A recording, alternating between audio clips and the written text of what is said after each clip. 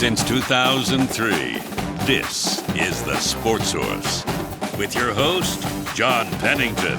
The Sports Source is presented by Junk Be Gone, by Brent, and the Garza Law Firm.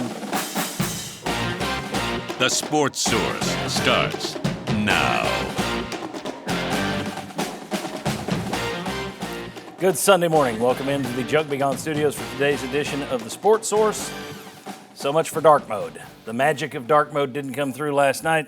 For one half, Joey Aguilar turned into a pumpkin. He waited to Halloween to do it.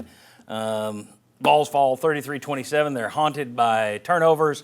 Enough with the Halloween theme. It was an ugly night, a ghastly night for Tennessee as they lose to Oklahoma and their playoff chances go bye-bye. We will discuss everything from what was the bigger blame, offensive line, quarterback. We'll talk about coaching. We've got message board posts. I went and found them last night. We're starting a new segment. Well, it's an old segment. We're bringing it back called Anti-Social. So I dove through the social media, and we'll react to some of the points that you and other fans have made. Some of them are pretty interesting. And we'll start looking ahead. It's a playoff world now. If you don't make the playoff in a 12-team playoff, the season's kind of lost. It's like the NCAA tournament to basketball. If you don't make the Final Four, it's all a flop. Okay, well, is this team going to keep playing hard? Or are people going to start making business decisions now that the playoffs are off the table? We'll discuss that with our VFLs. Let's get into it. And by the way, never mind, I'll get to it on the other side. This segment brought to you by the Garza Law Firm. If you find yourself in need of good defense, don't call the Vols. Kidding. Kidding. I knew you guys would laugh at that. If you need a quality defense attorney, turn to East Tennessee's most trusted team, the Garza Law Firm. They can take a stressful situation and help give you hope, help give you peace, and they'll give you darn good representation. There is nothing scarier than needing a defense attorney. So when you do it, Garza Law. Call Marcos and his team this week. Learn about them at garzalaw.com. Okay, what I was going to tell you very quickly off the bat before I even do intros. If you know people who have YouTube TV, they're not going to be able to see us because ESPN, ABC, Disney, not WATE, but these corporate masters are fighting with YouTube, which means Google. So one billionaire company is fighting with another billion-dollar company, and we're caught in the middle. So people on YouTube TV can't see the show today. They couldn't see our Saturday show yesterday. They can see it on YouTube. If that makes no sense to you, yeah, that's kind of stupid too. You can't watch on YouTube TV, the streaming service, but you can see it later this afternoon when I post it to plain old YouTube. So if you got people who watch on YouTube TV and they don't see it today, you can tell them, hey, go to YouTube. It'll be up by about 3 o'clock this afternoon. Thank you very much. End of messages. Jimmy Himes right there. Mike Stoll right there. Bob Hodge right there. Will Overstreet right there. Thanks to all of you for being here. I can't put this one on the defense. I made a gag about the joke, but I didn't think the defense arguably played its best game against a good opponent last night. Well, yeah. The offense wasn't great, but still, they played their best game. In terms of the offense, you can start in a couple of places. Joey Aguilar got greedy through 2 bad interceptions into coverage. Josh Heupel told ESPN at one point at halftime that he was having trouble identifying the safety when he rotated. I thought he looked rattled in the second half. To start the second half, he comes out. He doesn't know which of these 2 receivers he's throwing to. The ball lands between 2 of them. And then Kirk Herbstreit points out on the touchdown where they hit Staley and Staley bounces off 2 guys. You had Brazel open on the other side. He took the short route, and he's lucky that Staley didn't get creamed. So he looked rattled, I thought. But that's what happens when your offensive line gets you crushed all day, which Josh Heupel also mentioned at halftime, that he was getting pressure in his face and they needed to protect him better. So, Will, I ask you, where are you starting? Are you starting with Joey Aguilar having his worst game as a Vol, or are you starting with the offensive line for being complicit in that? I start with Joey Aguilar because look at the first play of the game. Right to the dirt, backwards pass kind of thing. I mean, I think you look at his game, he had a very bad game. He couldn't read. He made a lot of really bad throws and bad decisions, and I just look at it as if you didn't go into that game plan knowing I was not going to get pressured, you were going up against an NFL defensive line in Oklahoma. If I'm not sitting there going, hey, my offensive line is going to make me do some pressure and I'm going to have to do some things with that pressure, then I think you weren't ready for this game. So I look at this game as mostly on Aguilar, not as much on the offensive line. Bob. I kind of think that Oklahoma's defense had a lot more to do with Aguilar being off than just the pressure. because as you're sitting there watching it, right at the snap, a lot of movement on their defense. And so I think it got him confused. So you add confusion with pressure, and you end up throwing in between guys, throwing passes that you're kind of going, okay, who was that even intended for? Don't know if they had it on television, but one time the ref came on the mic in the stadium and said that's not intentional grounding. Number 8 was in the area because the pass just looked like, I'm just throwing this dang thing away just to get it out of my hand. So I think it was on Aguilar, but it wasn't all the offensive line because you're watching an Oklahoma defense that on 2, 3, maybe more occasions looked like they knew exactly where he wanted to go with the football. He also had a throw that was bailed out by a defensive interference call where he literally, it was a punt. He just threw it up for grabs and they got the flag. Mike Stoll, you and I were talking last night at halftime, and Brent Venables brought everything. In that first quarter, it was through the kitchen sink. And Tennessee found holes, found the holes in the zone, made him pay. So then he started dropping everybody. Aguilar kept going for the money shot. You come back and you got a third quarter where he doesn't bring it, but then the fourth quarter he dials it back up again. I thought Venables last year. I thought Heupel outcoached Venables, and it's not just the scoreboard. Sometimes you can lose a game and still outcoach the other guy. Lane Kiffin against Alabama a few years ago. But in this case, it's just the scoreboard. I thought Heupel beat Venables head-to-head last year. I thought Venables got the best of Heupel last night. Yeah, 100%. And when you go back to Aguilar and or the offensive line, I got to put it on the offensive line. Says the former offensive lineman. Yeah, 100%, because they were throwing blitzes early on, and they were picking it up, but then they started making busts. They started doing some things with protection where, you saw an offensive guard, you help out, and then you look for a linebacker. If there's another linebacker coming, hit the guy. Right? And so you're leaving your running back to have to pick up these things. So I put it on the offensive line. First interception on Aguilar. Second interception, Aguilar even said, hey, I was throwing it. I was trying to get into it. I was being hit as I threw the ball, and the ball sailed on me. That's on the offensive line. I just don't like the way that they played. I said it last week. If they can handle themselves up front, they win the game. They did. You called it. Yeah. Jimmy. We've talked about the defense at times being feast or famine, right? Yeah. I thought Aguilar was a little bit of that. Because he threw for 390-something yards. He threw 3 touchdowns. He had 5 different receivers with at least 50 yards. Beautiful pass. You can't throw it any better than that last touchdown to Matthews, I guess. Right. The one was beautiful. But the mistakes he made overshadowed the positives that he had. The sacks that he took, the interceptions. You mentioned one of them where he was pressured. He threw that ball up. That second interception was, to me, inexcusable. Yeah. And he shouldn't have done that. He did mention that Oklahoma threw some twists that stop the run game because Tennessee they were not effective running the football. They would average, the running backs averaged 2.85 yards a carry. That's it. But they threw a lot of looks at him. He did not spot the safety on that one interception that he threw, the first one. So there was a mixture of the good Joey, bad Joey, but there was too much bad Joey for Tennessee to overcome what he did. And Oklahoma had a ton of penalties, which it had to overcome to beat Tennessee at Neyland Stadium. On terms of Aguilar, I want to be fair because he's really been the MVP of the season. You've gotten so much more out of him. He has played so much better than I anticipated for a guy who didn't have an off season with you. Came in for the last 3 months, or not even a full 3 months, I don't guess. I think he's been really good. However, during the off season, some of us dared to say, boy, he throws a lot of interceptions. And we were like, that won't happen. Stop being negative. You're not going to hear that. Okay, now he's got 8 interceptions. That's the most since Jarrett Garantano in a Tennessee uniform in 2019. You've still got 3 games to go. 5 of those interceptions came against Georgia and Oklahoma, which were both Georgia. You still should have won that one. If you kick the field goal, you win it. Right. But if you take one of those picks away, you probably win the game. Last night, you take 1 or 2 of those. You take the picks away, you probably win the game. So, that's the part of being a quarterback.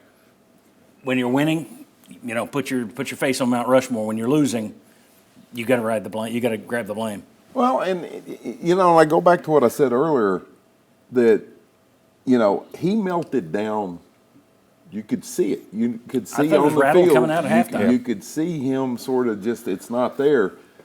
But bad as the offensive line played, and as bad as he played at times, what Oklahoma did on defense, I thought was just okay. This is what SEC defense looks like at the upper division. I think Oklahoma's offense is kind of crappy. Yeah. But their defense, and so you kind of to me, it was the first time he saw that because Georgia's defense, when Tennessee played them, wasn't where they're at now. Alabama's defense isn't as good as Oklahoma's. So I think this is the top of what he's going to see. I think this is also a reminder. We talked last week about how SEC games are getting much more close, like 10 points and less of the average margin of victory. But I think this is also a reminder that you never see the same team twice. Yeah. This Oklahoma team has it's one of the best defenses in the country. Now, they got pro prospects all over the place. They came in leading the SEC in total defense, scoring defense, rushing defense, passing defense. Number 1 in tackles for loss, number 2 in sacks, I believe. And yet, because they had lost to Ole Miss the weekend before, it's like, their defense isn't real. I think sometimes, and you use this phrase, and I think it's perfect, sometimes you just have a bad day at the office. And I think when you're playing in this kind of a league, teams are going to have bad days at the office. And maybe that was Tennessee's last night. Maybe Oklahoma's was against Texas. But you're not going to see, it's not like a baseline, this team does this, they will come in and perform this way. You just don't see that. I thought bad for Tennessee is you got the good end of that Oklahoma defense, whereas it didn't show up against Texas and Oklahoma and Ole Miss. I just remember the stat the guy told me when I was playing in the NFL. He said in the NFL, if you take nothing else out of the game, if you have 3 turnovers, you had an 80% chance of losing the game. Yeah. So as soon as you hit that 3 number, you're not winning this game. And so if you look at it, if the SEC is getting tighter in the amount of scores, then the turnovers become even more paramount, like an NFL game, that if you hit that 3 number, the chances of you winning any one of these games is very, very low. We did that with Mr. SEC, the website, a few years back where I went through 10 years of SEC play. Now, this was 15 years ago, so that would have been going back 25 years. But I bet the numbers haven't changed in that it's what you're talking about. In SEC versus SEC games, if you're -1 in the turnover margin, you got about a 75% chance of winning. If you're -2, you got about a 34% chance. If you're -3, you got a 10%. So you're saying there's a chance? Yeah. If you want to, 10% if you want to take it. Your thoughts on the go ahead, Jimmy. I was going to say, in one of their best defensive players, Mason Thomas, he hardly played. No. He had that touchdown, he pulled his hamstring, he didn't play the rest of the way. And he's a really good football player. They were missing another one of the better players, one of the best linebackers as well. They dressed out and didn't play. I mentioned it to you. The team that makes the fewest mistakes will win, right? Turn over the ball, you're not going to win, period. It's a maxim. Somebody should say that before games. That's right. Okay, very good. When we come back, the game's turning point was a strip sack of Joey Aguilar. What happened on that play? What would have happened if the Vols score there? Come on back.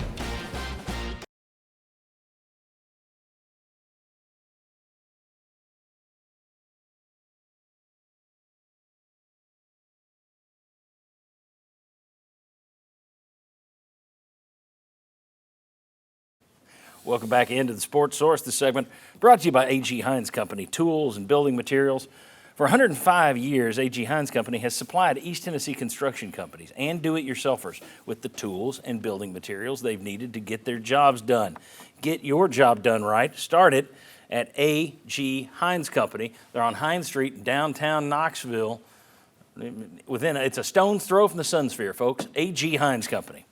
Okay, let's welcome in the group here, and we'll get to the poll question in a second. We have right here Josh Ward. Mike Stoll, we already know you. You're back. In case people have forgotten, I get emails. They're like, I watch you every week. Who's that big fat guy next to you? No, it's like, I watch you every week, but constantly put their names up. Have them wear placards. And I'm like, then you must not watch us every week. Sterling Hinton, Daniel Hood, thanks to all you guys for being here. Let's do the poll question right now. All right, what is your mindset after last night's loss? And you got 4 choices. 1, hey, Vegas said 8 or 9 wins, and that's what's actually winning right now for the folks who went online and played earlier. Oh, your other option, I'm okay. Lots of guys are hurt, understanding it. Next, I'm not sure about this Heupel cat. I don't know, starting to have questions. And then the last one, fire him, move on. 16% say fire Josh Heupel and move on. Use your smartphone. Click the QR code right there beneath the Hearthside Bank logo. Let us know your feelings. What is your mindset after last night's loss to Oklahoma? Vegas, right now, it's the rational folks. It's the rational folks. We'll see if that shifts a little bit. Give it time. Where's Chuck? What's Chuck doing with his phone? Okay. The mad folks haven't woke up yet. Okay. Tennessee was up 7-0. They had run 13 plays for 130 yards on their first 2 drives. They forced Oklahoma into a quick punt. They were sitting at the Sooners' 24-yard line. And then comes the blindside sack of Joey Aguilar as he tried to throw the pass fumble, returned for a touchdown, and somehow Oklahoma was tied with Tennessee despite having 116 fewer yards. Mike Stoll, let's start with what happened on that play, diagnosis. Yeah, so if you look at the way that it was broken down, it's a run-pass option. You had everybody bringing the house. You had, I think it was Brazel broken inside on a slant route and wide open. I mean, that was a touchdown, no question about it. But what happened is on the backside, you had David Sanders step down inside. He had an outside guy. He needs to protect that outside edge, and he didn't. So it was a busted play by him. And also, you saw him kind of realize it too late, and he tried to recover. Yeah. I think that's the other thing is that's a freshman. And look, I don't blame him for it. It was a freshman mistake. It was a bust. We all bust plays. But I think also when he tried to react, I think you see the difference that he doesn't quite understand the speed of the game, right? If that happens, you're like, oh, I got to get back. He's like, oh, I have to get back, but it was too late to react. And he's going against a really good Oklahoma defense. Absolutely, he is. He hasn't played much this year, but still, that's and so if I'm offensive line coach, I say, hey, you know what? No matter what, we always put a hat on him. Period. Put a hat on him. And so if I'm up here, I'm like, that's the guy I got to put a hat on. I'm the end man on the line of scrimmage. I got to put a hat on him. Again, it was a busted play, not something you want to see. I don't want to beat the guy down for it because he made a mistake. No. It was a freshman mistake. Yeah. It sucks. Yeah, I mean we've had to say that about poor Ty Redmond being thrown in there all year. When you're playing freshmen, it's hard to find guys who are going to be spectacular all night long. Daniel, you wanted to jump in there? Yeah. I think Mike's completely right on the breakdown of it. The only thing that I thought you missed too was you didn't have a championship effort after the busted play. Ethan Davis didn't run hard. You didn't see David Sanders run hard. To me, that was the most disappointing thing that I saw on that play. You're going to make mistakes. You're going to bust plays. You're going to have the ball just bounce a crazy bounce to catch perfectly one-handed by a defensive end. But every single player on the Tennessee offense should be running to chase it down, and that didn't happen. That's what lost. It was a slow roll down toward the end. I mean, the guy pulled a hamstring. Now, he had a circle around him. Nobody was going to get him. But you would have liked to have seen somebody. Somebody could have caught up to him. It was not a scoop and sprint because he's fighting off Kitzelman, which and he almost ran himself out of bounds. And he's. I mean, if you come in and you can bowling ball, knock some people over, maybe push them out of bounds. But that's a great point, Dave. Not to quote Butch Jones, but you got to have championship effort. You got to have 6 seconds, 3 great efforts. We didn't get it on that play, and it was just. That was the pivotal moment of the game. And football games come down to 1 or 2 plays. You've got to have that effort. It was 63, what was it, 63? 63 Which effort, I have heard Kurt Signetti say something similar. Yeah. So, great. Butch Jones. Two great coaches. They're cut from the same cloth. All right, so Sterling, I'll go to you, and then we'll get Josh in here, and then everybody can just take a free-for-all here. I don't like doing the ifs and buts stuff because you could do it the other way too, but when it's this big, I would allow it even in the other direction. I don't know 5 minutes into a game if I've ever seen a game flip on one play the way that one did. I don't think, knowing what John Mateer looked like last night and what that Oklahoma offense looked like last night, if you score there and you're up 14-0 and the play and it was drawn up and it was there, if they execute, it's touchdown. You're up 14-0. I don't think Aguilar is then he's trying to throw into coverage. I don't think Oklahoma can come back. I think you win that game. It's hard to say one play turned a game. That play to me, 5 minutes in, was the difference between winning and losing. Am I overplaying it, or do you think I think that was absolutely it? Right. It was a great call, unfortunate situation by a freshman lineman. I agree with Daniel about not chasing the guy down. I love to see a Malik Foreman deal right there, but that play hurt. But what play that hurt me most was the ref calling the chestnut forward on the receiver, and we scored a touchdown there. I mean, I've been around a lot of football, John. Well, that's just his way of saying they're not set. Never seen that call made. They said it on ESPN. It was basically that was just his way of vocalizing that they weren't set because he threw on Oklahoma too. But he voiced it. Call. Yeah, that was a big call to me. I mean, but back to the play. I'm not the play, but that is part of the play also. Yeah. Okay. Thoughts on do you think, am I overstating that Tennessee wins if you score that touchdown there? Well, you should be a lot more confident. Of course, we don't know. But what we know is that then all of a sudden there's a lot more pressure on John Mateer, who's still trying to figure things out in the passing game. He's a great athlete, can make plays, but that passing attack is nothing that should scare an opposing defense. It's gotten worse as the season has gone on for them. Tennessee's defensive front would then be able to be aggressive in going after him to try to attack him in the pass game, as well as Oklahoma's defense. They had just given up a long touchdown drive. and they had just allowed Tennessee into their territory with another penalty. If Tennessee scores twice on their defense, all of a sudden the pressure's on them too to play better. They got a mulligan. It's an even game despite their early miscues. So they were given a clean slate despite Tennessee outplaying them early on. Yeah. And now, that was the old ifs and buts, candy and nuts. What a Merry Christmas to Pete.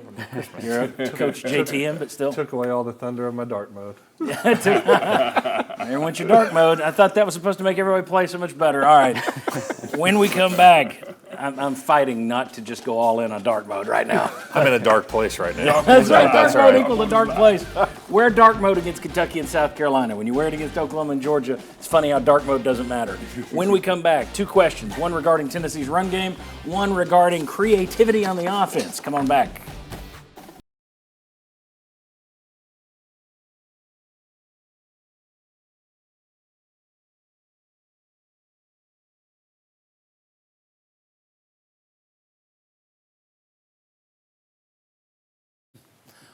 Welcome back to the Sports Source. This segment brought to you by Parkside Cabin Rentals.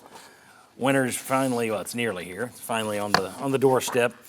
Holidays around the corner. Imagine taking in the beauty of the Smokies in winter in your own luxury cabin. Parkside Cabin Rentals has options for a solo getaway. You just need to go take care of business. You want to write the great American novel. You want your own place in the mountains. Bingo, they got it. You want to do a little romantic weekend. Just you and the special someone. Hey, they got that. You want to take 20 people up there for a business deal. They've got that. They've got cabins to fit every need, and I'm not kidding. They can go 20 large. Parkside Cabin Rentals. Check them out this week, parksidecabinrentals.com. Okay, take a look here at the Keys. Not a good night.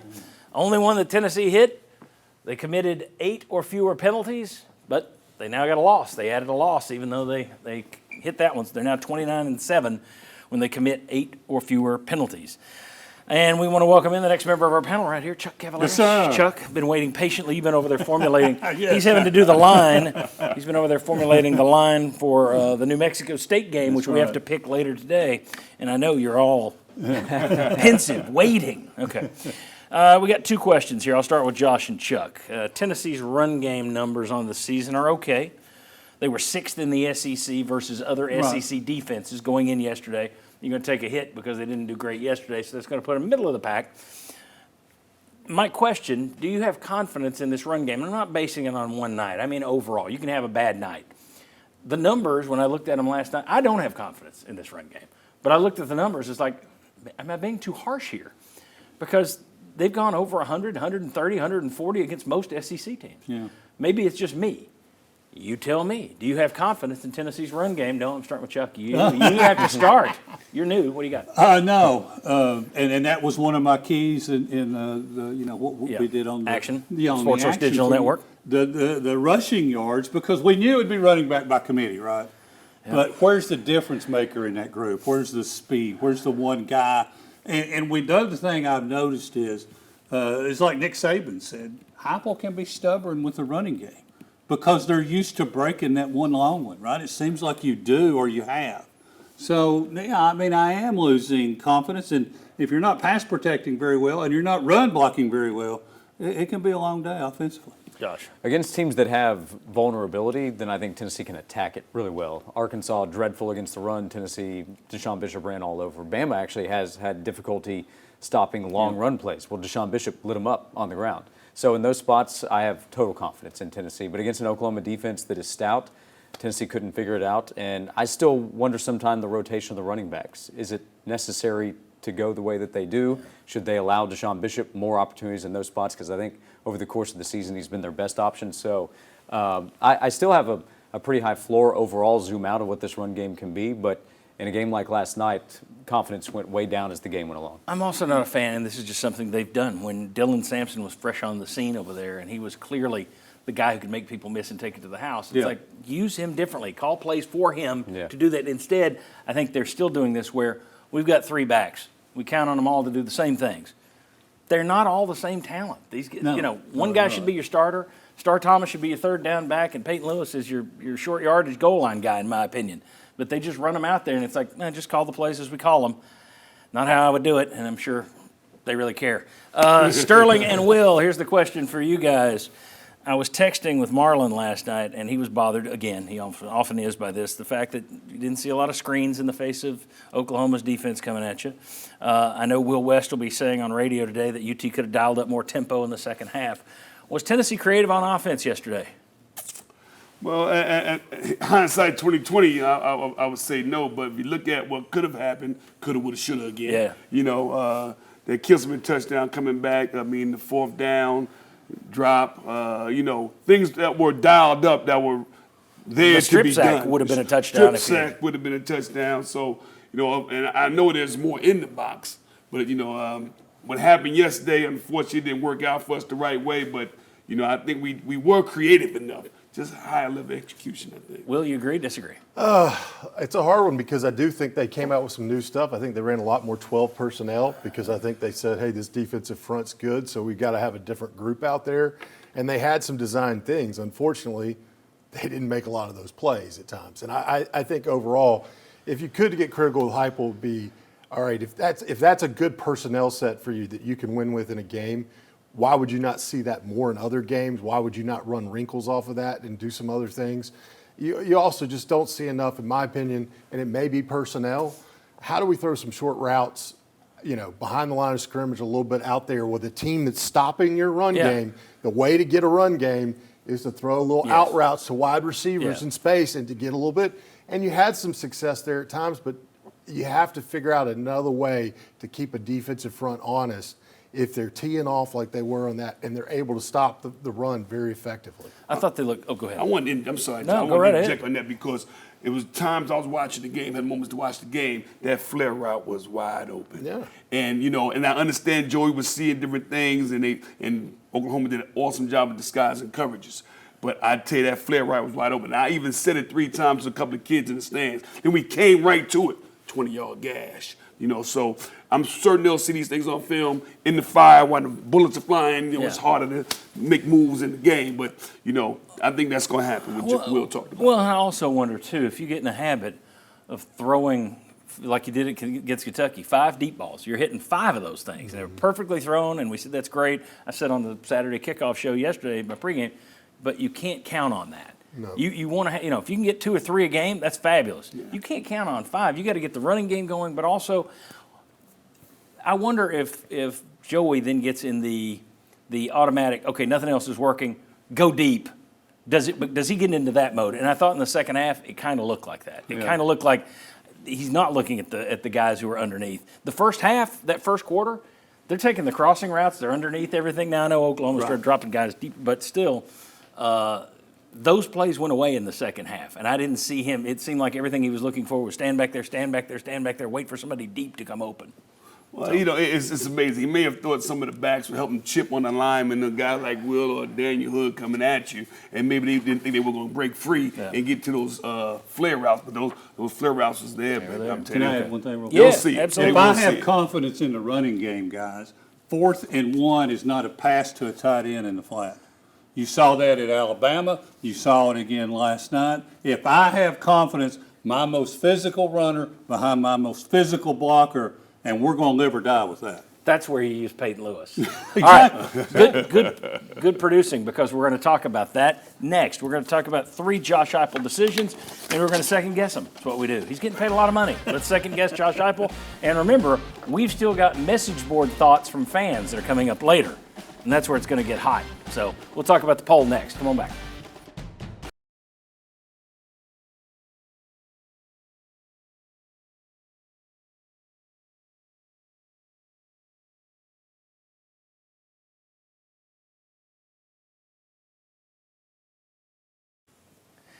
Welcome back to the Sports Source. This segment brought to you by Southeast Termite and Pest Control. What's worse than letting some outsider invade your home field? That's right. Nothing. So call Southeast Termite and Pest Control. Do you think I was talking football? No. Call Southeast Termite and Pest Control this week to get fall invader treatment at your home. I've done it. Do it before it's too late. Keep the ladybugs, the box elder bugs, the stink bugs out of your home this winter, which means they also won't have youngins in your home next spring. SoutheastTermite.com to learn more. Okay, let's take a look at the poll graphic and see where that is. Wow, the rational folks are still leading. The fire him and move on number has actually dropped. So we are torn right now between, Vegas said 8 or 9 wins, and not sure about Heupel. Starting to have some questions. The injury excuse, nobody's taken that one. And surprisingly to me, there aren't a lot of fire him, move ons. So keep playing along and let us know what you think. I'm interested to see. Thank you. Okay, we don't have a ton of time here, so we're going to move through these quickly. I'm just going to throw them out, and you guys can tell me your quick thoughts. In the first half, leading 10-7, there was a third down holding call on Oklahoma. Rather than push the Sooners out of field goal range and give them one more down to get their first down, Heupel said, we're going to decline the penalty, try your 55-yard field goal. A lot of people are like, you idiot, what are you doing? I think I'm in the minority. I didn't have a huge problem with it because I've seen Tennessee's defense. I wouldn't have been surprised if you give them another down if they pick it up. I watched John Mateer get a 3rd and long on a scramble in the second half, and I'm like, yeah, that's what could have happened. I didn't have a huge problem with it, but I think I'm in the minority. Does anybody here agree with me that it wasn't that big a deal, or would you all say? I agree 100%. I agree 100% with you. I would have taken the penalty. Take the penalty. Okay, so we get a good fight. Fight it out. Good. No, Good. I mean, his 55-yard field goal barely made it over. Then his next Twice. Well, and that's where I was going. I mean, it barely made it, and then he kicked a shorter one that barely made it, and then he kicked the other 55. I would have not taken that penalty because of the exact reason what you said. Tennessee's defense has stunk on 3rd down, and I'm thinking they're not going to hit a 50. It's not the NFL. And he hit 3 50-yard plus field goals, which hadn't been done in college football in like 4 or 5 years. So I would have, yes, declined the penalty. Because the guy had not missed a 55 or shorter 50-yard field goals. He was perfect this year. He'd made 18 in a row. So you back him up, it's going to be 3rd and 17. Now, I didn't think the passing game was worth a flip. No. So I thought you could have stopped him on the pass, and then you had to punt. There's no guarantee on that. Yeah, I mean, Mateer had, a 3rd and 15 he ran for in the second half? Didn't he in have the second half, that's right. Lucky. Yeah. But in the first half, the passing game was not very good. So because that kicker was so good, now I'm not saying it's the worst decision I've ever seen, but I would have taken the penalty to back him up. Texted you, I said, why did he not take that penalty? Because here's the thing, they were 0 for on 3rd downs up until that point. Second thing is you're watching the guy, you always go out there and you watch people kick and warm up, and you're like, all right, this guy's nailing it from 55. And you tell the coaches. I just, when I saw it, I was like, okay, number one, he's been hitting it, and number 2 is take it, move him back, because they hadn't converted a 3rd down yet. Last word very quickly. I'm just with Bob. I played the statistics nationwide on that, and if a guy beats me with a 55-yard field goal, I'm going to take my chance at that. All right, so surprisingly to me, 3 people didn't have a major problem with it. 2 of us did have a major problem. Not a major. Okay, one had a problem. You had a major problem. I had a major problem with it. I got your text. You want me to read it, or I'll wait? No. Well, number 2, 3rd quarter, Vols recover a Sooner fumble at their own 10-yard line. This is after the Aguilar drive where he misses a couple of guys, and Kirk Herbstreit says he threw it to the wrong guy. When he hit Staley, Brazel was open outside there, and Herbstreit went back and looked at it and said, yeah, I think so. He probably went to the wrong guy. Anyway, it's right after that. Vols recover a Sooner fumble at their own 10-yard line. They proceed to run 3 straight times, including a 3rd and 2 Aguilar option run that gets stuffed. Anybody have any problems with that series or the 3rd down call? Nope. I had a problem with the 3rd down call. I'm not asking Aguilar to run it there. If he's Trinidad Chambliss, yeah. But he's not. So, although we were told all off season that he's supposed to be a runner. And he's not going to break any tackles back there, right? So I don't mind running it. That's not who I would have had carried the ball. Did you have a problem with it? I didn't have a problem with it because the option was there. It just wasn't executed very well. At least from what I saw up in the stands, it looked like it was. Yeah, and the reason it wasn't executed well is because the right guard hung his center out to dry. And if you help out and then go block the linebacker, which you're supposed to do, and you've been coached for years, then you execute, and he just falls forward for a 1st down. But misexecution. And it's a very similar play that they scored on against Mississippi State to tie it up. Yeah, which I liked that play call. Yeah. My problem was more, it looked to me like you have no confidence in Aguilar to throw it right now. And I understand that. So again, I thought he looked kind of rattled that first drive of the second half. All right, last one. 8 minutes to play in the game, 4th and 1 at Oklahoma's 37-yard line. You're trailing 26-17. All right, what's your 4th down? Well, you throw it. And Mike, we were on the phone, and immediately, as soon as they snapped the ball, you're like, don't throw it. Aguilar hits Van Dorselaer right in his Van Dorselaer, and he drops it. Should they have run the ball there? Chuck says yes. Should they have run the ball? No, I thought the play call was really good. I just wouldn't have thrown it to that guy. Yeah. The guy hadn't caught but two Yeah. passes all year, and it was against what, ETSU? Where was Ethan He's Davis? wide open. Is he hurt again? Where was Ethan Davis on that one? So that's where I would have gone. So and the guy's wide open. Okay, I mean it hits him in the helmet. His So I didn't. I head thought it went was back and to the left. I like the play call. I didn't like who they threw it to. Also, it was, I think Aguilar. So that what happened is he gets knocked off contact. Yeah. He gets bumped to slow the rhythm of him down. So Aguilar kind of fires it. If he just floats it out there, which he probably floated too many earlier on, but if he floats out there and the guy has Well, time he's to used to catch it. getting hit too. Yeah, so he's probably not- So his clock is rushed. It wasn't a great call. I didn't like it. But it at was all. there. But it was there. Once again. It was there, but you got to execute. 100% would not have ran the football there, but I 100% would have thrown it to a playmaker and not my freshman tight end. You know, you have your playmakers. That guy's not proven to be one yet. I don't know why you throw it to him. Bob? I thought there was a really good chance that Oklahoma would stuff them on that run just simply because of the way things had gone previously with the offensive line. I like the call, but I'm with you. That's not who I've got out there throwing that ball to. Yeah. Matter of fact, almost any of your tight ends than him have caught a pass. Yeah. Or two. Kitzelman's also gotten to where he's 50-50. Kitzelman's also dropped a few, but I would have had that set up for Ethan Davis. I want more Ethan Davis. Yeah. Said that on the Saturday show yesterday. I want more Ethan Davis. Give us more Ethan Davis. Again, he's been hurt a lot, so I don't know why he wasn't in there and why it was Van Dorselaer. But anyway, okay, so interesting. We kind of went back and forth. The panel was often split. But on two of these that we look at and people are saying these are bad calls and bad decisions, it was there. If you execute them, every play's drawn up to score, right? Yeah. But if you don't execute, it doesn't matter. When we come back, who were the best and worst in orange yesterday?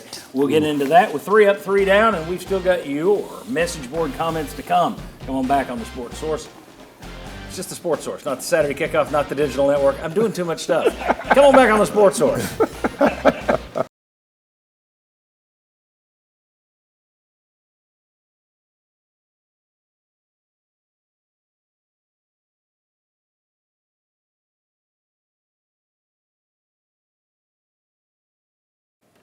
Welcome back to the Sports Source. This segment brought to you by Madisonville Marine. Not many people skiing in November, not many people on their pontoon boats in November, but a lot of folks still like to go fishing out there. And at Madisonville Marine, they've got the fishing boat for you. Skeeter bass boats, not scooter, Skeeter bass boats. G3 John boats, G3 Sportsman. Bob Hodge has a G3 from Madisonville Marine. And who doesn't want to be like Bob? madmarine.com to learn more. And you can also get to Highway 411 North in Madisonville. There is no better place to buy a boat. And for some reason, Will and Bob are whispering. I don't allow whispering. Okay, let's go to 3 up, 3 down. I'm also chewing gum. Sunshine Sterling. Willie Rain Club. It's time for 3 up, 3 down. This is the Sports Source. Indeed it is, and let's check the Sports Source Hearthside Bank poll. There's your final answer, 49%. Wow. Almost half the entire population of our show out there saying Vegas said 8 or 9 wins. That is incredibly rational. Some of us on this panel, you, me, and Will, and Mike Stoll also said 8 or 9 wins. Said Can I 8 vote wins. again? Yeah. So fire him only 7%. Second on the list was not sure about Heupel. So questions starting to be asked about Josh Heupel. Thanks for playing. I appreciate it always. Gives me a good insight into how you're thinking. All right, let's do the Team Sunshine first. Then we'll get to Team Rain Cloud.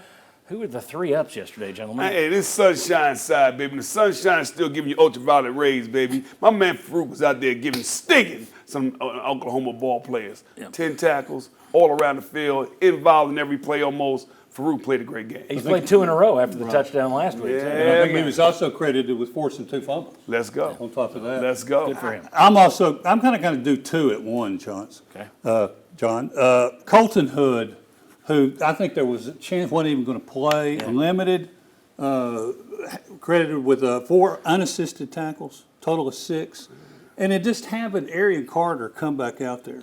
When open day Turf toe. with the turf toe, when you got an open date coming up, it'd been easy to say, look, guys, I'm not going to go this And he week. made plays. He Yeah. made plays out there. He wasn't just playing hurt. He made plays out there. Okay, so are you doing those two Yeah, together? those two, those Is that two. your three, or do you have That's some? that's the three right there. I'm leaving right there. Okay, I'll Leave throw right I'll there. throw out one more.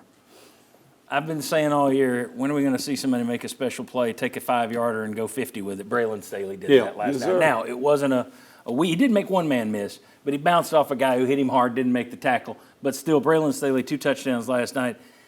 If he ever cuts down, that he's the one whose shoulders weren't aligned properly. He wasn't set. If he ever gets the mental errors out, he's good for a flag a week. If he gets care of that, boy, his future's bright, I think. Upside's big. Yeah, it Upside is. It big. is. He's really coming on. Okay, the downs. When you Well, got we team gotta rings out. You got to start with one area, I guess, if you want to go to the first one on the down.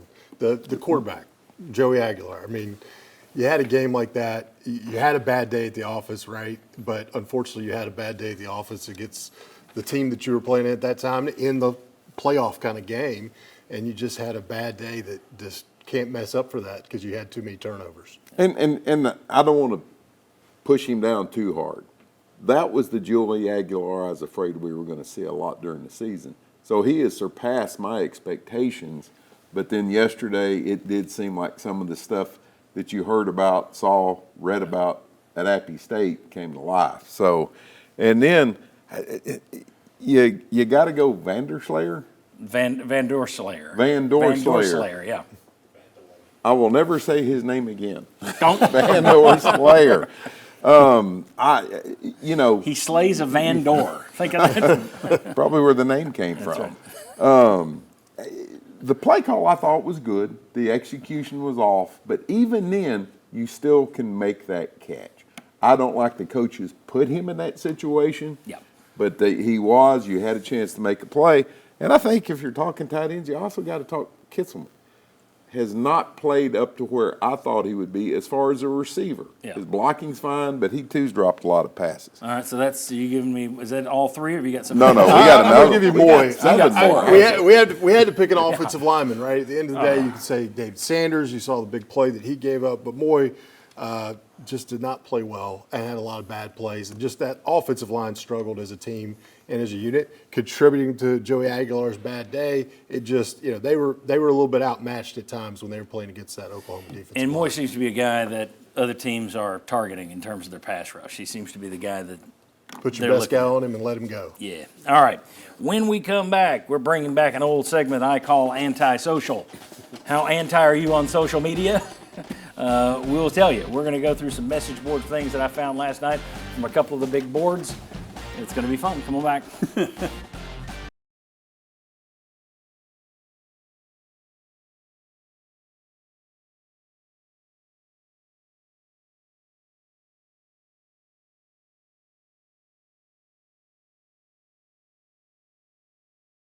Welcome back to the Sports Source. This segment brought to you by Pipe Wrench. How old is your water heater, folks? Is it ready for another battle with old man winter? If not, call Pipe Wrench this week. You can visit them online to learn more about their repair services if you need it, or their top-of-the-line hot water heaters. Hotter weeders. They got the best hotter weeders you'll ever find. Call them, see their top-of-the-line hot water heaters this week. Find them online. You can find out before yours frizzles out. PipeWrench.com. All right, I hit the message boards last night at GoVols247.com and at VolQuest.com just to find the best, just a quickie because it was late. And let's grab the first few that I thought, okay, this is pretty good. We call this anti-social to see how anti people are about their coaches or whatever. Each one of you is going to get one. Just give me a quick reaction to what they're saying. Here was the post last night. This is short but sweet. Tim Banks has to go. Go where? I'd keep Tim Banks. He had a great year last year. Statistically, it was the best defense Tennessee's had since, 1998? So I think I don't think he's had a great year. He's also had a lot of injuries. But no, keep Tim Banks. Okay. Chuck, the 2025 season will end up being the year of woulda, coulda, shoulda. This was always going to be an 8 or 9 win year. Yes, that's kind of like what we felt. Well, we had at least 3 losses, right? Most of us. Georgia, Florida, Alabama. So that's 9-3 right there. Bob had a question mark with Oklahoma. So, yeah, I mean, I felt like this was the year to take that I think big Bob step. said 9-3 last year. But I he- said, give the credit where 8-4. Okay. No, But the, yeah, I the mean- negative guys were Mike Stoll, Will Overstreet, and myself with 8-4, and then I think you shifted to an 8-4. I this went to offseason. 8-4, I was 9-3, 8-4. 10-2. Really? And losing to Oklahoma. Okay. That was my other one. Okay. Okay. I don't believe you. I was never going to be. I don't care. Here we go. Josh, this is interesting. No reason to play number 6 anymore. Rest of the season, roll with Merklinger. So here's the deal. Now, there's no way he's going to do it, but bench Aguilar, because what's the point? The playoffs are gone. Go with the young guys, get them ready for next year. Your thoughts? I do not agree with that. Chose the wrong backup, by the way. If they're thinking about the future, I don't think Merklinger is going to be a part of it. But no, you keep trying to win games. It's this playoff world, and I get it. But Tennessee can go beat Florida on the road. They don't have as good of a chance, I don't think, with one of the backup quarterbacks. So no, I wouldn't mail in this season and lose games just to get somebody who may not even start next year some extra snaps in defeat. No, but I do think it's an interesting question, though. Because at what point do you start preparing for next year? You're right. Heupel's not going to do it because he doesn't want 2 more losses to Florida and Vandy. No Right. one's going to forgive you. If he goes with the young guys, he's not going to be forgiven for losing with the young guys. Right. They'll just come back next year and go, he's lost 8 games in a row or something. So to me, you can't do it. I just thought it was a pretty good question. Well, your poll result would be different if they lost to Florida and Vanderbilt, too. Yes. About Yeah. how- Oh, yeah. I'm sure there will be more of that mindset over the next couple And of I'm with Yeah, Josh. yeah. It wouldn't be Merklinger who I would Oh, go yeah. with. Yeah. Okay, Bob, here's the post that I read last night. We lost the Nico trade. Joey is not good enough to play in the SEC. No, he is good enough to play in the SEC, and I think if last night he had a better offensive line, if he hadn't had a couple of bad throws, I think he plays better last night because, once again, he was not terrible except on 2 throws. He was bad on a few other throws. Yeah. But he still, ended up with 300 and some odd yards and, a decent completion percentage. So, no, he can play in the SEC. Just last night wasn't his night. Yeah, it's just the talk that he was going to be perfect moving in from App State, that got overblown. And now it's getting overblown the other way. Yes, it's getting overblown the other way. Okay, I'm going to take the next one. And someone posted, can you imagine Kurt Signetti with this much talent? For the first time, I'm questioning whether Josh is the guy. My response, what talent? Vegas said 8 or 9 wins. Yeah. That's what you're looking at. I said 8 wins. That's what you're looking at. 24/7 Sports, they do a ranking where they look at all the talent of all the teams, not based on recruitment, based now, who you've got. So it takes into account the guy you brought in the portal, everything else. Tennessee is 16th, 2 slots behind Oklahoma.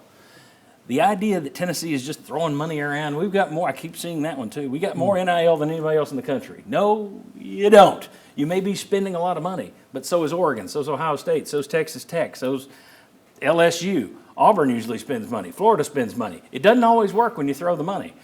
But if you want to talk about the roster management with Heupel, okay, I'll have that conversation. Not because of the NIL, just because I think if you want to start beating Alabama, Georgia, Texas on a regular basis and not being an underdog every time, you got to recruit like those guys. Yeah. So I'll talk about that. But the idea that this team is loaded with talent, no. That's from the people who fed you full of nonsense in the offseason. We playoff team. No, you weren't. Okay. Last one for everybody. Does the athletic director have the stones to fire Heupel? That's now the question. Everyone knows where this is headed. I'm going to go with yes, he does, but if he does have those stones, then he needs to put them in a suitcase and leave when he fires Heupel, because I think that would be stupid. I think his brain's going to make the decision on the stones. Yeah, it would be stupid because look, you still have to look back at the program that he inherited. The NCAA cloud, the defection of all these players and so forth. They were 3-7 the year before he got here, and 2 years later he's winning 11 games, and would have been in a college football playoff if he had 12 teams. And you still have the possibility. He would have already made 2 if you had 12 teams. Yeah. You still got the possibility of a 10-win season. Right now, it's still on the table. I don't think you'll get there With but the bowl it's on game. the table. Look at all these schools that are making that emotional decision, and what's it getting them besides $54 million we owe our coach we just fired, or this, what is it now, $178 million for buyout money for 10 coaches that were fired? No, that's crazy talk. Maybe the governor would have the guts to do it. What do you got? Yeah, Denny White has the stones, if that's what the person is asking. He's not having that thought right now with the program.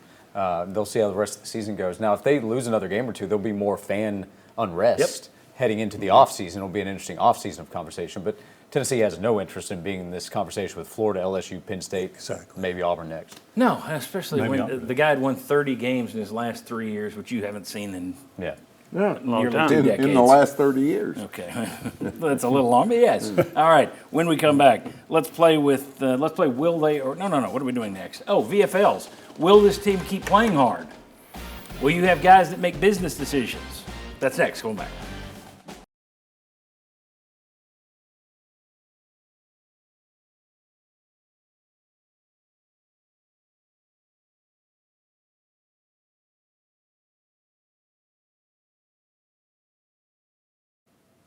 Welcome back to the Sports Source. This segment brought to you by Al Wilson's hard-hitting tea. Folks, you talk about the perfect combination for your tailgate. This is it. Al Wilson, just a legendary player off a legendary team. Now he has a legendary hard tea that he was in. I don't know if you'd say, would you say he designed the flavor? I don't know if you design a flavor, but he was involved in the concoction, finding the flavor that was right by his palate. And it's pretty good. Al Wilson's hard-hitting tea. I'm telling you, try it out. Hardhittingtea.com. You're going to like it. It's made with apple wine, so it's got a little apple taste at the end, a little apple finish, an apple kiss. Al Wilson's hard-hitting tea. Do me a favor. Check out hardhittingtea.com.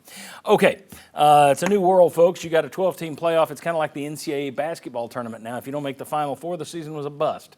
I think that's kind of nonsensical, but it seems to be the way we're going.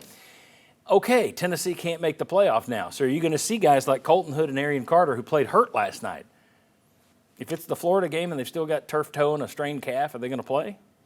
I don't know. Jermod McCoy, there was talk that, okay, he may come back now for the last few games. Do you think he's coming back now after there's the after the playoffs are gone? I don't know. So I wanted to see what our VFLs would think. Will Overstreet, I'll throw it to you with Daniel and Mike in terms of this team making business decisions and maybe having some guys actually quit because you never know who's going to transfer, who's going to go somewhere else, who may just save themselves. Do you guys think that this team keeps fighting as hard as previous Tennessee teams would fight in the same situation? Fighting as hard as previous teams in the same situation? No, I do not, because I think there will be individuals that make decisions. I think they probably, like a guy like McCoy right now, I think he's going to have already made a decision, right? If I don't feel like I'm going to put bad tape out there, I'm not going to come back and test it when I'm already being graded first-round draft pick.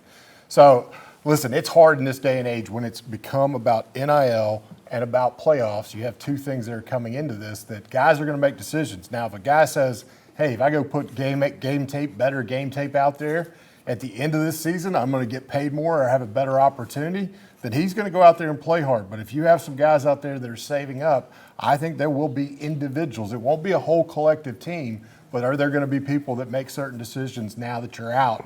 I do believe so. Daniel? Yeah, I think you hit the nail on the head. I mean, that's exactly what I would do. Is I'm looking at these next 3 games. I've got to make my money. If I've got an injury or something like that hold me back, I may have to take a few plays off. But I think your biggest attrition is going to be in between the last game of the season and the bowl game. I think the team that you see against Florida, against Vanderbilt, will be completely different against the bowl team. And you're already starting to see the coaches, like Boo Carter didn't play a defensive snap last night. You're already starting to see some of these decisions happen where these guys are getting pulled out. I only do this show because I think Tennessee can go and make the CFP. So I'm going to leave. I'm not doing this anymore. Saves me money. I'm going to go get my NIL money somewhere else. You know, it's so sad that we've come to this world. And college sports, and like I was watching it last night on TV, and you see like the lights, the atmosphere. I know dark mode's not the big thing, but you know, I'm sitting there in the back of my mind thinking, man, how cool. I was a kid from Idaho, and I had an opportunity that I can show my kids, like, this is something I was able to do and be a part of. And now you got guys like, yeah, I'm not getting enough money. I'm going to go somewhere else. Man, that's disappointing, and that's what's disappointing about college athletics now. Shame on the NCAA. Shame on all these greedy agents, all these kids wanting to get more money. I get it. I wish I could have got my money. I've found out maybe some of the things that we could have made when we were playing, and it makes me want to puke in my mouth. But at the same time, like, come on. Like, have some pride, have something about you, and go out there and play. But I'm afraid there are going to be some guys quitting. And you know what? If I was on that team and I had a guy next to me quitting, I'd call him out. Yeah, I think you're going to have good it's going to show you what kind of team leadership you have, but you are going to lose some people. Absolutely. And you've just got to figure out who's jumping off the bus, get ready with somebody else for the next year, because this guy's not going to be around and he's not going to help us at this point. So, John, unfortunately not the answer probably most fans want to hear, but there's going to be some business decisions probably being made. Probably so. And just before I get emails, we still say NIL a lot, and yes, I know the paradigm has now changed. It took years for us to get used to saying NIL. Now it's revenue sharing, and it's not quite the same, but the gist is players are still getting paid. You're still playing for dollars, and you're still going to be leaving for other schools because they're going to offer you a better package. Whether that's called NIL, whether that's revenue sharing, whether that's revenue sharing with some forms of NIL on top of it, when we say NIL, that's what we're talking about. That was Will Overstreet over there, by the way. And for those of you on YouTube TV who didn't see our pregame show yesterday, you missed our trivia question.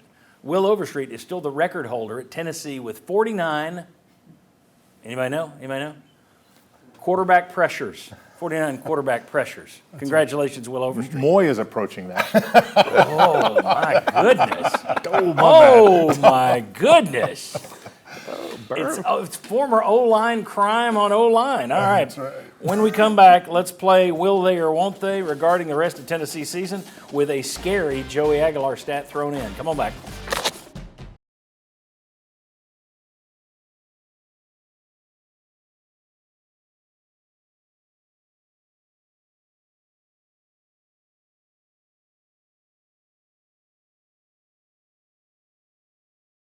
Welcome back to the Sports Source. This segment brought to you by Safety Systems, wired and wireless security systems, camera systems, gate and access control. They also offer commercial security systems for your business. Call VFL JJ Surlis and the crew at Safety Systems this week. They do a fantastic job for me. They always have on every project I've ever given them. They'll do the same for you, I promise you. Safety Systems. Okay, we got 4 quickies that I threw together late last night, so these aren't our best, but here they come. Joey Aguilar has 21 touchdown passes on the season. He's got 4 more games to go, including the bowl game, if he plays in the bowl game. Will he become just UT's 5th quarterback all time to throw for at least 30 touchdowns in a season? Will he get 9 more touchdown passes? VFLs? They all say, oh, Stoll says no. Boy, I was talking to you last night. I could tell you were going to be in a bitter mood today. So explain why he won't get it. I don't know if he'll play in the bowl game. That means he's got to get 3 against Vandy, 3 against Florida. I don't know if he'll play a full game against New Mexico State. I just think that's a stretch. There you go. Okay. Chuck, do you think he'll do it? Yes, I do. He says 30. Because I think he may light it up against New Mexico State. Okay. If I were Heupel and crew, I'd be working on my run game against New Mexico State. All right, here we go. The other half of that. Joey Aguilar has now thrown 8 interceptions through 9 games. With 3 games and a bowl game to go, if he plays in it, will he throw at least 12 interceptions on the year? That means 4 more in his last 4 games, which would tie him for the most interceptions via all quarterback since Josh Dobbs had 12 in 2016. Wow. We got, everybody says yes except for Sterling. That's right. I don't need to ask you why you said yes. Okay, I know. So let's do the next one. I'll ask Josh. Will he throw 12 interceptions? Yes. Okay. There we go. I guess now it wasn't fair, it was negative in the offseason to discuss his interceptions. I suppose now it's fair to discuss it. Gainesville's on the mind. Yeah, okay. Josh Heupel's teams have rushed for 2,900, 2,600, nearly 2,600, and 2,800 yards since he's been here. So far, this year's team has 1,772 yards on the ground. Will they reach 2,500 yards in their last 4 games? Ooh, we got 1 yes from Will Overstreet. What? Rain Cloud says yes. Okay, how come? New Mexico State bowl game, we don't know who we're going to play. I mean, that's a lot of yards to get picked up in those 2 games to get up for that. So I think they do have a shot. Okay. Honest Jimmy, who never lies, who I trust with all my heart. Do you think they get to 2,500? No, I don't. I think they're going to rely more on Aguilar throwing the football. So they'll rack up a lot against New Mexico State. Yeah. And they'll have to get to that number, but I don't think they'll get there. Yeah, and I don't know how well they're going to be able to run it on Vanderbilt when they see Vandy. Yep. So, Or Florida. Or Florida on the road. Yeah, okay. Last one. So pay attention. This one could be a little wonky. I remember writing it and I was drifting in and out. Is Tennessee more likely? No. Here we go. I'm not even reading it right. Since 2005, 20 years, Tennessee has not won at Florida. Last victory there was 2003, first year of this show. So since 2005, Tennessee has not won at Gainesville. Since 2005, Vanderbilt has won in Knoxville 3 times. So the question, is Tennessee more likely to beat Florida on the road than Vanderbilt at home? Green thumb means Florida's more likely. Red thumb means Vandy's more likely. So what's Sterling? Come on, Sterling. No, you got to make a call. I got us winning both, John P. I'm just saying. Okay, all right. Jeez. I'm going to start docking your pay when you dodge questions. All right, so what did we have there? Who says Vandy? Daniel? Okay, I haven't heard from you. Daniel, why are you saying Vandy's going to be more likely? Vandy plays the game the right way. They've got a really good defense, and right now Tennessee just struggles to run the ball against. No. You got it wrong then. Red thumb means Vandy is the more likely win. Yeah. Vandy's more likely to win at Tennessee because they play No, I'm saying Tennessee. It's the more likely win for Tennessee. Oh. So you're saying Florida is the more likely win for Tennessee. I'm confused now. Yeah, you should have seen me writing the question. Very good. 5 pieces of pie. We're done. Excellent. When we come back, somebody had a real bad week in terms of our Beat the House segment, and it was Chuck. No. We'll show you sad Chuck, and we'll make our picks for New Mexico State. Next, come back.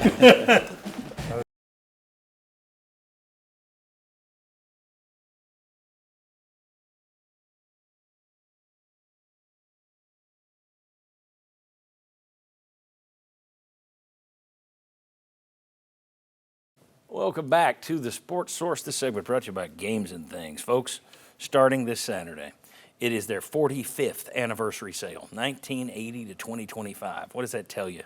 The staying power of the sponsors on this show, it tells you a lot about what kind of people they are. It also tells you what kind of deals you can find at their place and what kind of materials they sell. Games and Things will have everything in their store on sale from 20 to 50% off. You wanting to do some Christmas shopping? Now is the time. Games and Things. The 45th anniversary sale starts next Saturday. Get down there and see Scott and Lisa Mellon. Tell them we said hey and stock up for Christmas. All right. Let's check the Beat the House standings. Bob lost this week. The leader lost. The guys who went with Oklahoma, Jimmy and Mike, both of you were way down. Mike, I think you were down to 100 points, 100 bucks at one point. Will. Heck of a comeback. Daniel and Josh jump ahead. I was trying to catch up to Bob and put in 200, so I'm a fool and doomed. Marlon, no chance. Ollie, no chance. He was right, but no chance. Sterling, sorry, man, no chance. And then Will still remains the lone person at Boot Hill. All right, and Chuck wound up having to give up a lot of cash last week, and there he is. Sometimes AI doesn't know what a visor is, so they give him green Harry Carey glasses. And I like that. So there he is with his last remaining dollar. Sad, pining for better days. Chuck at the Cavaliers Casino. Okay, Chuck, you got about a minute here to give us your pick. You set the line for Tennessee, New Mexico State. Hey, John, $300, man, that's what I tip my limo driver to bring me to the show. So we got an open day. So here we go. It's hard to make this line because you can't find hardly anything about it. New Mexico State, who are they? They're the Aggies. The Aggies. Why are they the Aggies? Because it's a land-grant university, and they have a lot of agriculture. So the Aggies. Their logo guy is like a cowboy with 2 6-shooters. That's about all you need to know about New Mexico State. But they are 3-5, and they're in Conference USA, and they're homecoming, baby. So I'm going to set this line at 38.5. Okay, 38.5 is the line. It's homecoming, so all those Vols coming back home get to see their team come out in the orange and they're coming out in gray. All right, bitter. What have we got? Bob, I'll get him later. Hey, this is where protesting. He doesn't have to go first, and there's pressure in going first. Yes.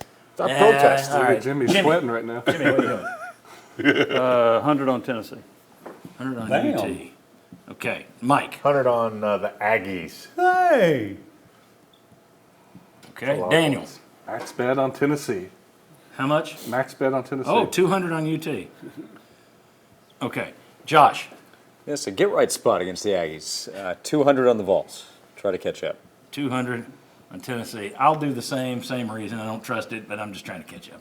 Marlon, I'll get his later. Ollie, I'll get his later. Sterling. They're going to chuck your C note on the Vols, baby. Chuck your C note. Yeah, you act like you're a big timer, but you're not all in, man. Hey, man. Well, what are you doing? You don't have any cash, but what would you do? Oh, let's see. UT will come out and perform a little bit better. I'll take the Vols for this one. Okay, so far this season, we have asked if somebody's going to get fired 4 times. James Franklin, Brian Kelly, Billy Napier, Bobby Petrino, they've all been fired, so to keep the thing going. Hugh Freeze about to get fired at Auburn today. Oh, yeah, before 2 o'clock. There we go. All right. Hey, thanks for watching the show. We'll see you next week. We're talking basketball and football next week. VFL Isaiah Victor and Mark Pancratz. See you there. See you on the Sports Source Digital Network. See you next week.